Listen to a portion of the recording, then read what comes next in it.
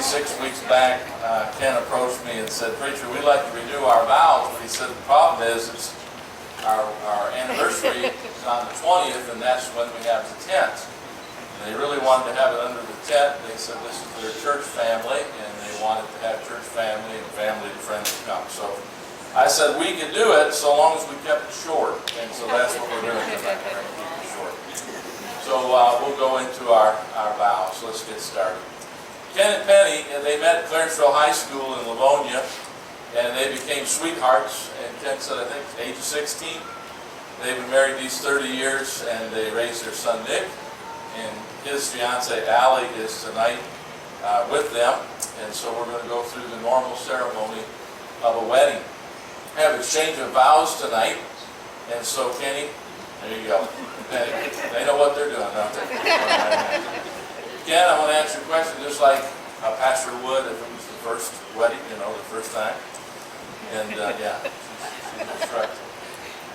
Ken, will you have this woman that stands before you today to be your wedded wife again, to live together in the holy estate of matrimony? Will you love her, comfort, honor her, cherish, and keep her in sickness and in health, forsaking all others, keeping you only to her, so long as you both shall live? All right, Penny, will you have this man that stands before you today to be your wedded husband again, to live together in the holy estate of matrimony? Will you love him, comfort him, honor and keep him in sickness and in health, forsaking all others, keeping you only to him so long as you both shall live? All right, that's good after 30 years. Again, I want you to repeat these words, please. I can take you, Penny, to be my wife.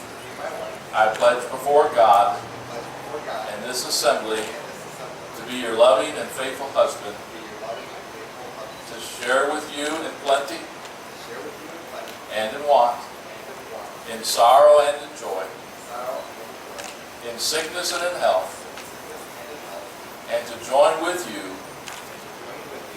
so that together we may serve God as long as we both shall live, God being my helper.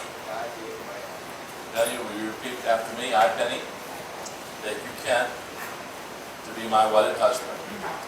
I promise before God and this assembly to be your loving and faithful wife, to share with you in plenty and in want,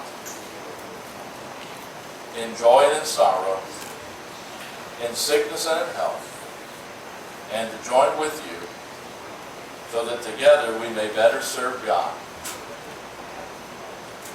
as long as we both shall live, God being my helper.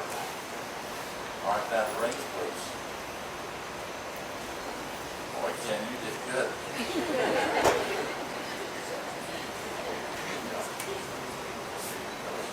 Both hands, and I'll tell you when. Ken recently bought his wife a new ring, he told me, and she's been wearing it, just gave it to her. And they wanted to do the ring ceremony with that new ring. Now we know that the rings symbolize an unending relationship with God, and that is God's intention for all marriages. That's not how all marriages end up today, sad to say, but that is God's intention for marriage. And it speaks of a couple things. It speaks of being one. They're one in Christ. And then it reminds us of God's unending love for us, because He too has promised to us as believers in Jesus Christ that He will never leave us nor forsake us. And when believers part in divorce, that is not a good testimony, because God will never depart from us. So that's the intention of these promises and pledges.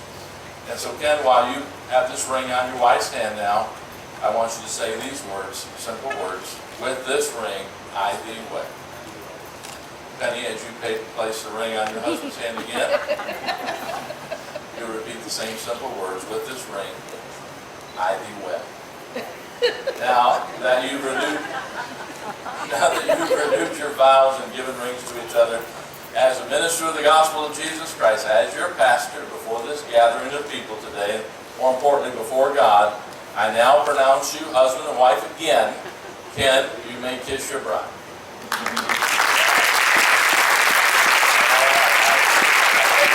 Great pleasure introducing to you Mr. and Mrs. Ken and Penny Crider for the second time, okay? All right.